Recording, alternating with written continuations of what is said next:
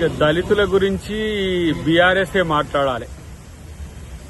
ఇలా దళితుడిని ముఖ్యమంత్రి చేస్తా అని ఏ విధంగా మోసం చేసిండ్రో, దళితులకి ఇలా దళిత బంధు ఇస్తామని ఏ విధంగా మోసం చేసిండ్రో, దళితుల యొక్క సబ్ప్లాన్ చట్టాన్ని నిర్వీర్యం చేసి దళితుల యొక్క నిధులను ఏ విధంగా డైవర్ట్ చేసిండ్రో, ఇవన్నీ కూడా కనీసము వెనుకకు చూసుకోండి. మీ యొక్క దళిత ద్రోహం ఏ విధంగా తెలంగాణలో చేసిండ్రో.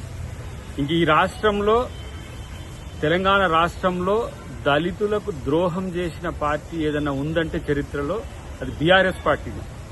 కాబట్టి ఇప్పుడు పోయి ఏదో వాళ్లకు మోసం చేసినాం కాబట్టి వాళ్ళు ఓట్లు వేయలేదు, వీళ్లకు మోసం చేసినాం కాబట్టి వీళ్ళు ఓట్లు వేయలేదు, ఇలా ఇట్లా అని చెప్పేసి రైతులను రెచ్చగొట్టి రైతు భరోసా ఇవ్వలేదని, దళిత బంధు ఇవ్వలేదని ఇట్లా పోయిన కాడల్లో మాట్లాడితే నీ క్రెడిబిలిటీ ఏం వచ్చేది కాదు.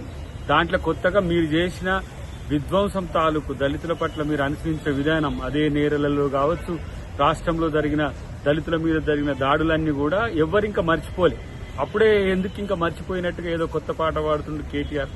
కాబట్టి ఒక దళిత ద్రోహ పార్టీగా బీఆర్ఎస్ ను దళితులందరూ కూడా చూస్తారు. కాబట్టి మీ మాటలకు విలువ లేదు.